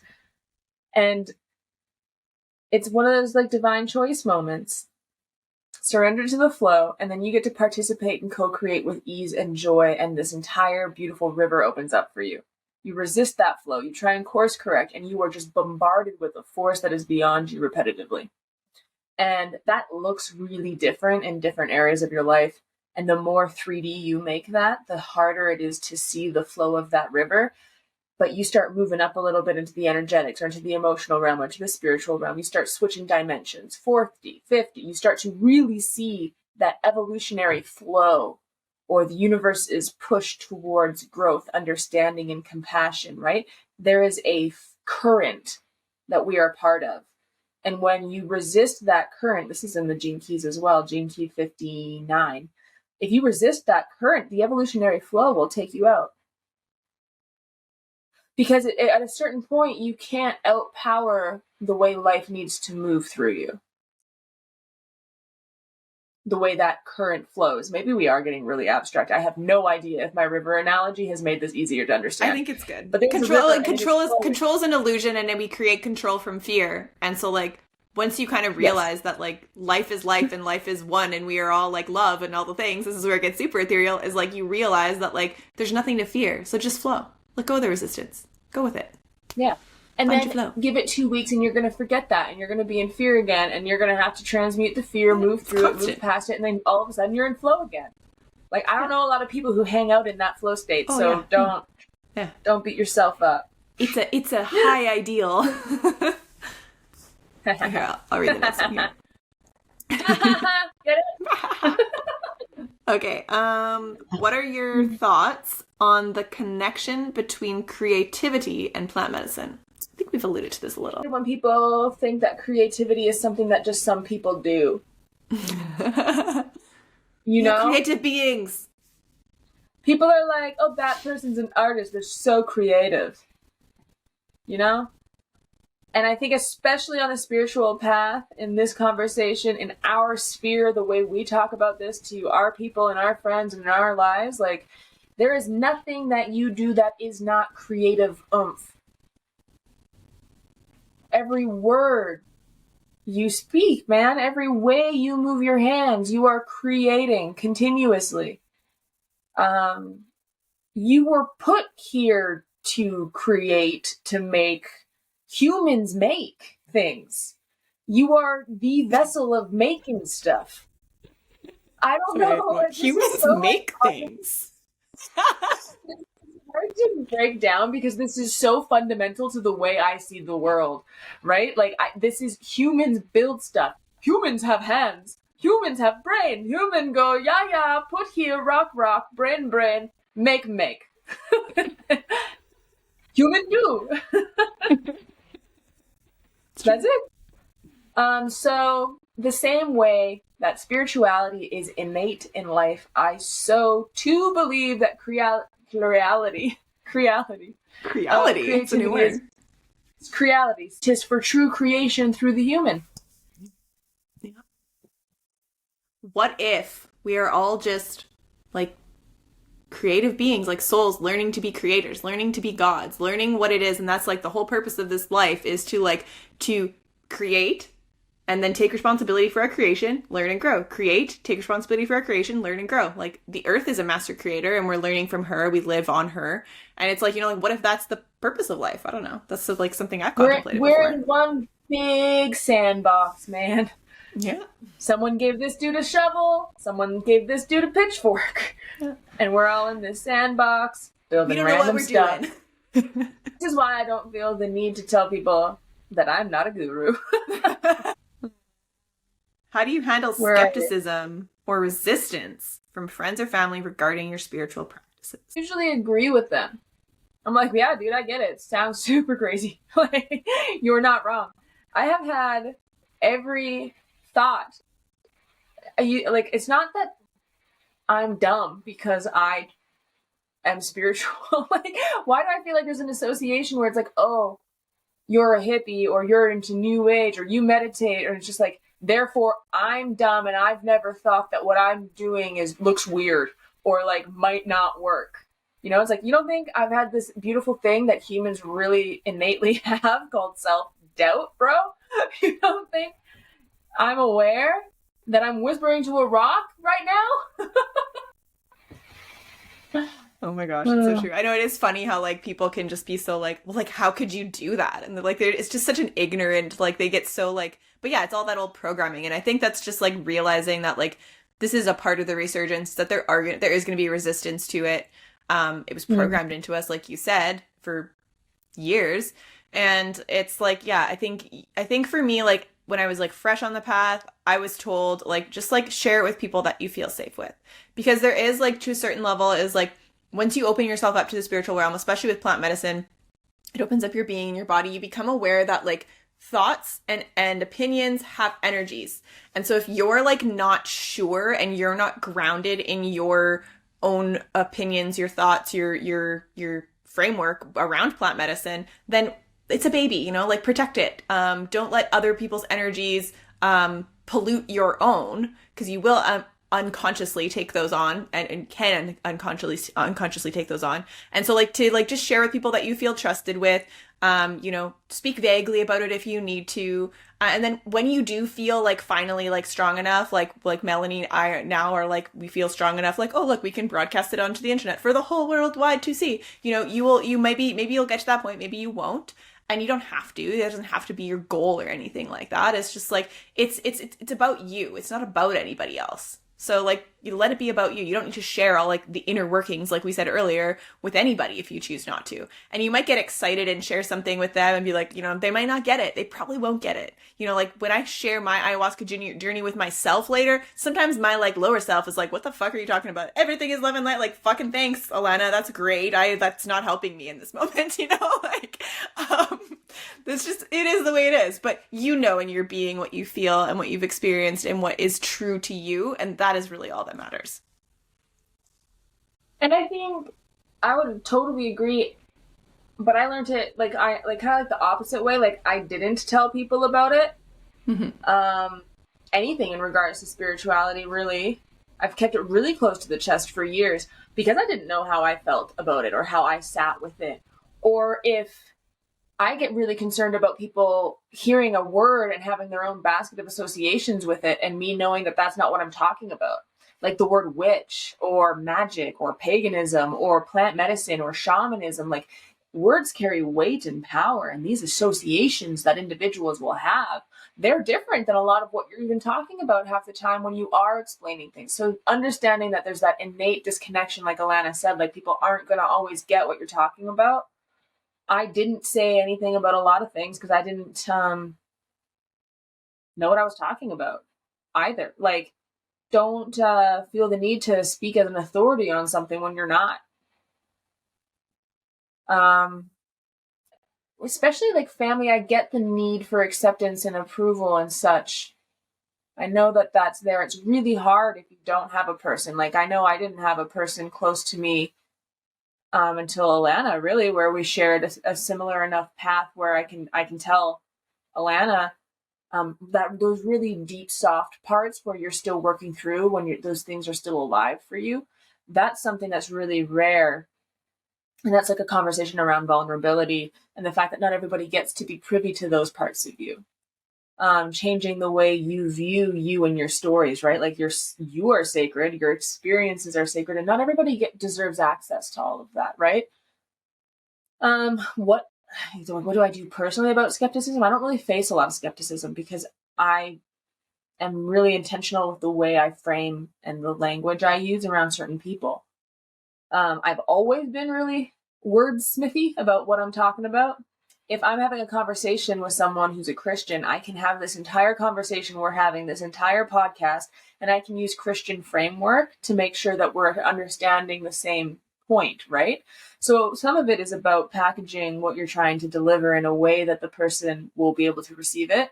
And if you're not equipped to do that, then that's okay too. So I think for me, it came down to like knowing my limitations and what I wanted to share and what not to share, and then choosing to engage with it really intentionally and presently, and know my language. Is that helpful? I don't know. I think I've also seen like some new like people that are new to plant medicine get really excited and want to share it with like everybody. Like they want to like shout it from the rooftops, and like they think everybody should do it. And like I've had moments where I'm like, oh, everybody should do this, but like it's not going to be received in the way that you think. I think personally it's just not. And like I think the best way to enact change in people around you, if that's kind of your intention, is you think this is going to be something that would be really helpful for everybody, which is a very innocent and sweet intention, is that like just trusting that like your vibration is going to change doing this medicine, and that's what's going to like plant seeds, and that's what's going to, so you do it through your presence and through your vibration, not through your words and through your telling, because it's through the words, like you said, people assign meanings, there's judgments, there's like, that's where we create more separation in this way. And it is a vibrational medicine. It's not like a word medicine. Like we try and put words to our ceremonies, but like you really can't really encapsulate it very well. And so yeah, it's trust the vibration and just do you. Mm-hmm. I agree. Yeah, well, and all of those lessons that we just talked about too, like those strategies, I learned along the way of my spiritual journey, and plant medicine helped me with them. Mm-hmm. Like, I care less about those things because I trust and I know my core stability. And I know my core stability because I have tested my own mettle, because I have challenged myself in ceremony, because I have discovered what beliefs are truly mine and what I was just regurgitating. I'm to a degree I did not before. I know who I am, and when that happens, there is an energetic change that occurs, and you do stand more firmly in your own essence. And I want to say care less, but you understand that your life and who you are might not be everybody's cup of tea. You know, like there's a perspective change that occurs. Totally. Totally. Hopefully that Those inspires levels. hope, you know? Agreed. Last question. What are some ways to connect to the natural world on a deeper level in more urban environments? Get out Move of into the town. forest. From your life. I moved to the beach, so, what can I say? Um, Yeah.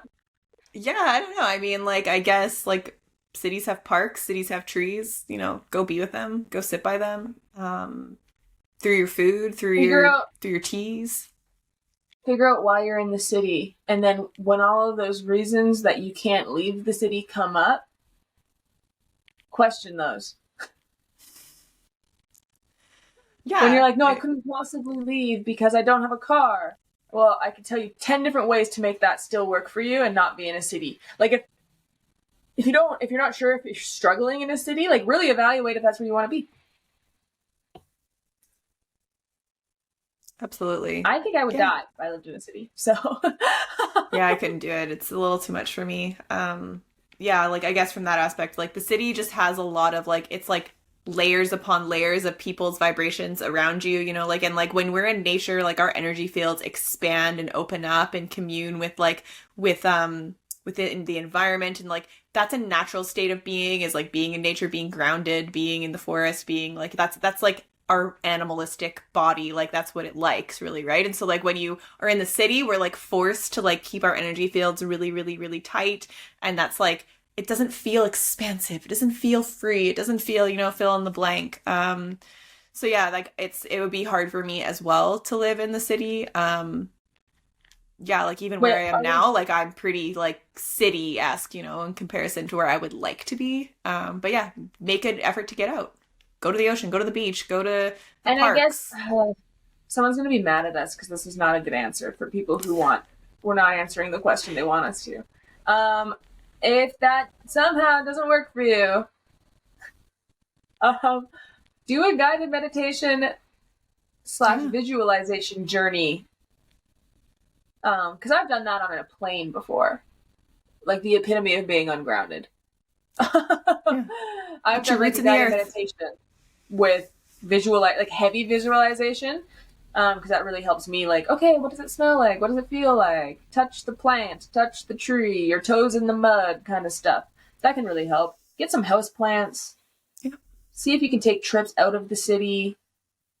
Sometimes I like to do like if I'm feeling stressed or I just need to be grounded, like I'll be like find 5 things. And if I'm in an area that there's not a lot of, I haven't done this in years because I've lived in the forest, but if there's not a lot of like greenery, I'll be like find 5 things that are alive that aren't human. So then you really look. That pigeon that you think is super annoying, nature. Yeah. Seagulls, super annoying, nature. Spiders. Spiders, moss, mold, darling. Fungus, Totally. mushrooms, trees, plants. If all of that fails, too, find another human and be like, bruh, help me find nature in each other. Because they're also nature. It's so cute. I love it. Yeah, no, it's I was always like really like what's the word I'm looking for? Skittish in nature. Like when I camped, I was like, I'm an Alberta girl, and like we like camped in a trailer, and we had like, like we were like really disconnected. Like I mean we connected to nature, but it was always like in a kind of a disconnected way. It always had to have like the finer In a comforts. clean, sterile environment. Exactly, right? But there's no television.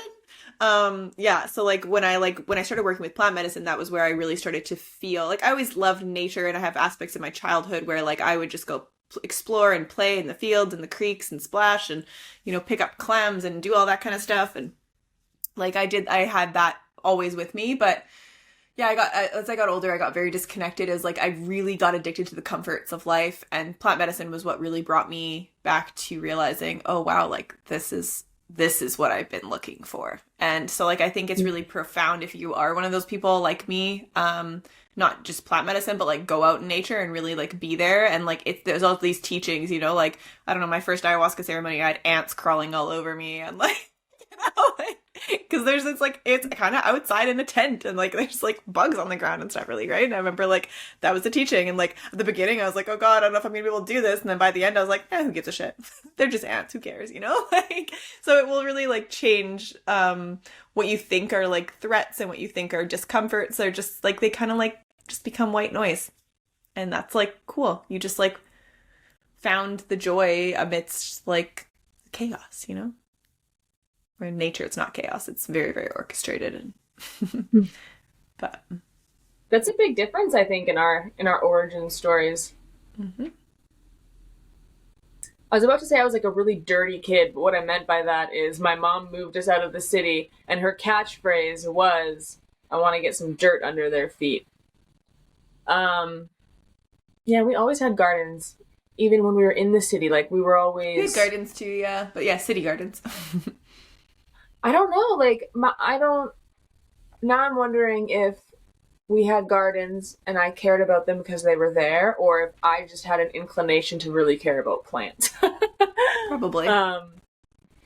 Yeah, but my mom's always, like, gardening, food, hiking, and I think this is the Albertan girl, the BC girl. Always hiking in Alberta. Just kidding. There is hikes in Alberta, but... Yeah. Yes. And I think I grew up in a really small town, and I live in the middle of nowhere since I was 11. So all of my friends were trees. Love that. Yeah, if you were in the middle of nowhere, like that would have been really cool. I had like one period of my life where I lived and I backed off onto a ravine, and it was just like dense forest, and there was a creek right there, and there was like always animals around, and I just like, I don't think like that was one of the happiest times of my life as a kid, because I just played for hours. Like I would like, until it got dark, I would go home, like, and that was just like, it was so cool. And then like as I got older, I like got more into city life, more into that, and really like, yeah, got away from all that. And even my husband, he's funny, like he like hates, he won't go camping if he can't like have a toilet, it's like I need to have a toilet. Like I'd rather stay in a hotel. And like I'm the opposite now, which is like I used to be like that, really, right? I'd rather, like, if I'm going to choose a vacation, I want to go somewhere I can go be in nature and enjoy myself, which is challenging with somebody who still doesn't feel that way, but is what it is. That's where plant medicine comes in.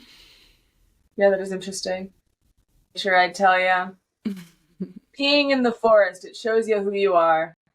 I still hate it, to be honest. Like, I just, like, it just sprays, and I just, like, there's no way to, like, keep it 100% clean for me. I would love to get a shiwi. I've been saying that for years, and I've never gotten one, but I'm like, shiwi, maybe that would be a thing. But then how do you clean the shiwi? When you're in the forest, yeah, that's a thing. I don't know. Like urine is pretty sterile, so if you like rinsed it, it's fine. It's true. I'm just trying to decide if it's worth me explaining all of the different positions to be in the forest. You can show me one day.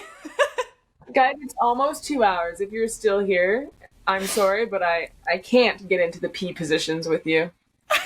But I appreciate you. This is a great note to end on, isn't it? Shiwi's pee positions. This is the part we should clip and put on Instagram, right, guys? This is the part that's going to really pull them in. Yeah, listen to these people. Yeah. Those girls pee in the woods. I don't know if that's the audience we're looking for. I'm not going to knock it, though, Yes, that is the end of our questions for the second episode of High Tea, which is a rather fun, new, and exciting segment on the Sacred Seed podcast. Thank you for hanging out with Alana and I for almost 2 hours. We hope that we adequately led you astray in our question answering capacities. If you are looking for any of the goodies that we mentioned throughout this podcast, I think we talked about our how to prepare for plant medicine ceremony. We talked a lot about cannabis and psilocybin. We might have offerings for those available below as well. Don't know what else is going on in our lives, but I think Alana's leaving to the jungle soon, which is exciting. Maybe we'll answer questions about that coming up. I'm not leaving to the jungle soon, which is fine. Oh, I wish you were coming. What else? That's it. I think that's it. Get out of here. Bye. Bye bye. Thank you. Until next time, I will sing you a tune. Tra-la-la.